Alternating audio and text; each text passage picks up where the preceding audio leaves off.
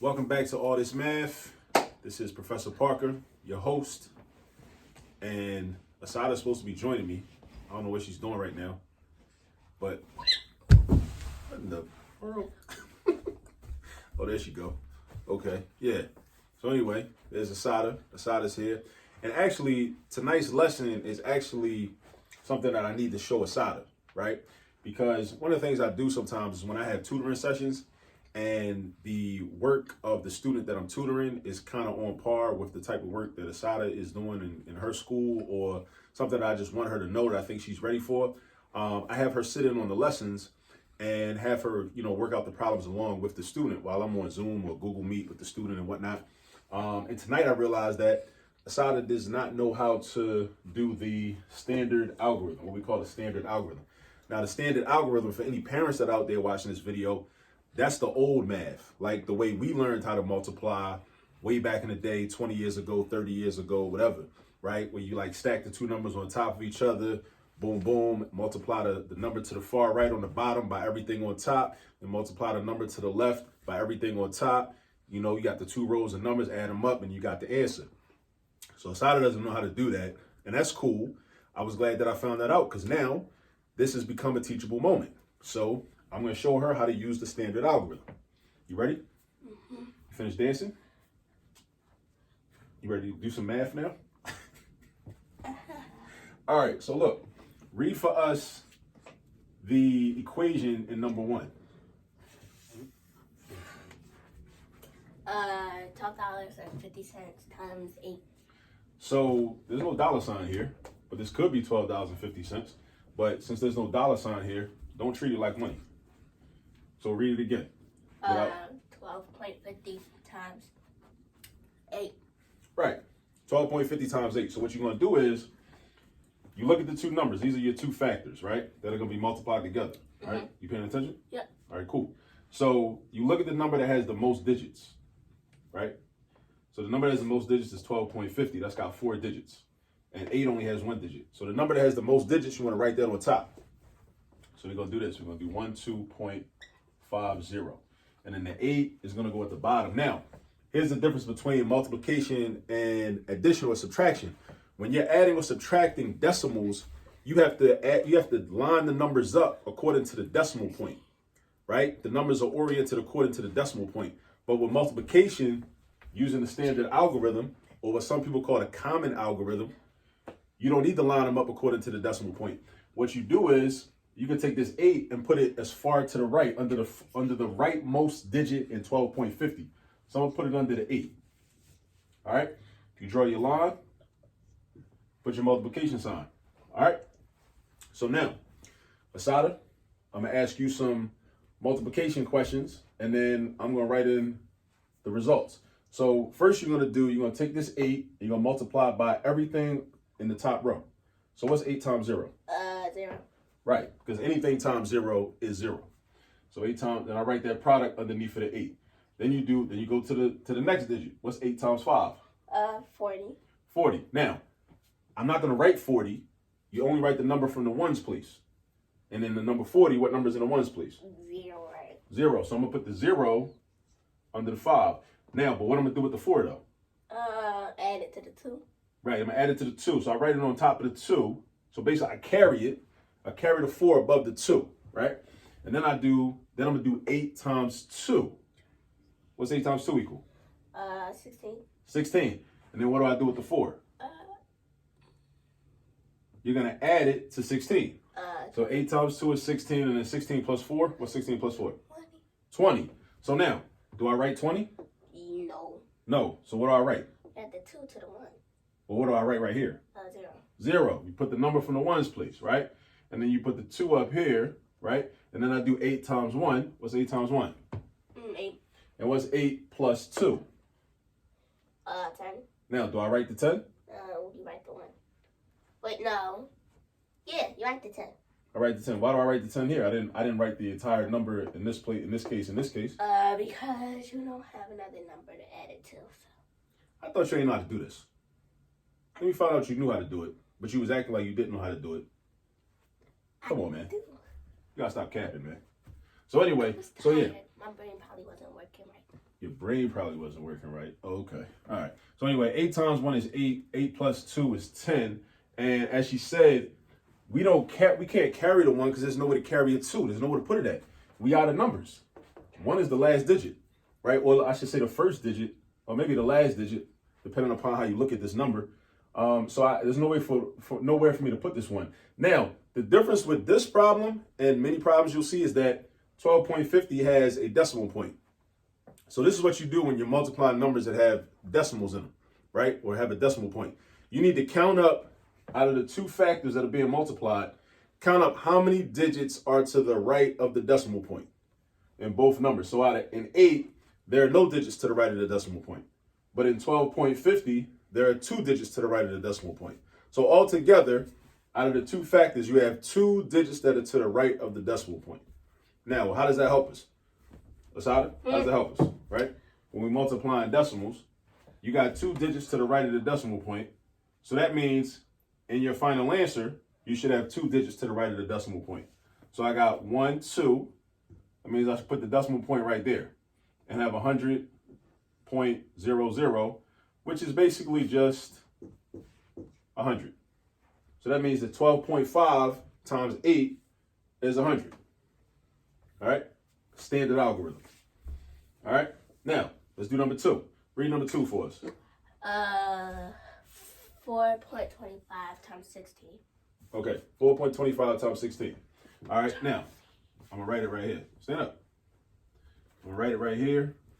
So, 4.25, that's a decimal. And then 16, I'm going to write 16 under the 25.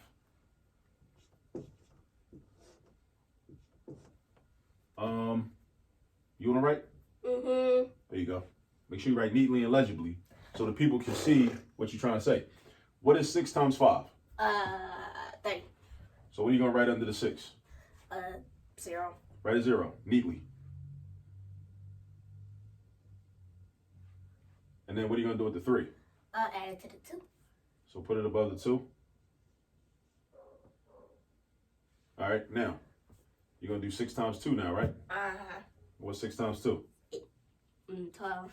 12, right. So you said 8, didn't you? So that's a common mistake. You want to look out for that. When you're supposed to be multiplying, but sometimes you might think to add, right? Because you see a 6 and a 2, and then you may add 6 and 2 instead of multiplying 6 by 2. So just be careful that you're multiplying and not adding when you're supposed to be multiplying. So 6 times 2, what's that product? 12. And what do you do with the 3? And it's 12. That's 15. So that's 15. So where are you going to put the 5 at? Down here? Under the 1. Directly under the 1. Directly under the 1. All right, where are you going to put the 1 at? On the 1. On the what? On this one. That's a 4. That's a 4? Sis, 4.25. Oh, that don't look like no 4. It don't matter. Like, you know it's a 4 because it's 4.25. It say it right there. Okay. Well, add it to the 4. And then Okay, now, 6 times 4. What's that? 28. 7 times 4 is 28. What's 6 times 4? Oh, that means that's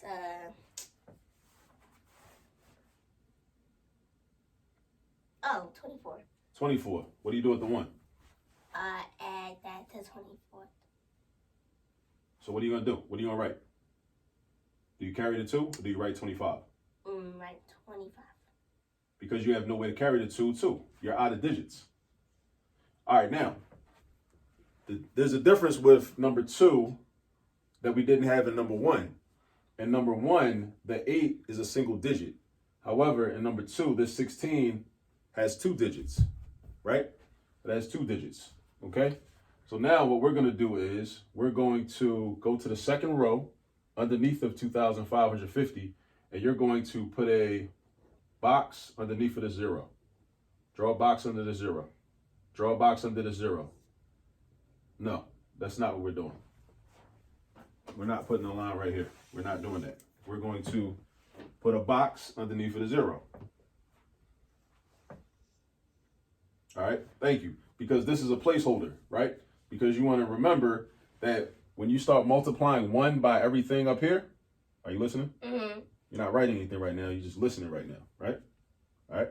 So when you're multiplying 1 by everything up here, you got to make sure you don't write any products underneath of the far right number, the number to the far right. And this has to do with place value, right? It's a place value issue. And it helps you to, what's a better way to explain it? For now, just consider that has to do with place value, because really, we're not really multiplying 1 by 5. We're actually multiplying 10 by 5, because this 1 represents a 10. So what you actually have to do, what happens is when you do 1 times 5, you're going to get 5. But in reality, what you're doing is you're really doing 10 times 5, which is actually 50. So this box right here, or this placeholder, this blank space, is really a 0 for real, for real. All right? It really is a 0. So what you're doing is when you do your multiplication using this 1 and every digit on top, what you're doing is you're making sure that your place values are correct. All right? If that makes any sense. So now, 1 times 5. 5. So where do you write the 5? Underneath the 5. Right. So write it. And 1 times 2. 2. All right. Now here's another thing. You see these numbers, this 1 and this 3 that you carried from before? You're not using those no more. So you might want to cross those out. All right. Because you already used them. You're not using those no more. All right. Now what's 1 times 2? 2. So where do you write that to? Underneath the 5. Okay. Put it there. And now 1 times 4? 4. Where you put that? Underneath the 2. Okay. All right. Now, there are no more digits. Your handwriting is improving. I'm impressed. Nice. Okay. So That's now, not right here. because we're out of digits in the is that the multiplier or the multiplicand? I think the second number is the multiplier. It's the multiplier. The first number is the multiplicand. I might be mistaken. I might have those confused. But anyway, the second number has 2 digits. So therefore, we've done over all of our multiplication. Now you draw your horizontal line underneath. Put a plus on. And now it's time to do addition. Right? It's time to do addition. So now you're going to add up everything. You know what needs to be added? 0 plus, this is really a 0. 0 plus 0. 5 plus 5. Line everything up, sis. Line everything up. Why are you going diagonal? What's going on? Come on, sis. 0 plus 0. 5 plus 5. Where's that 1 go? Line, add those up. 1, 5, and 2.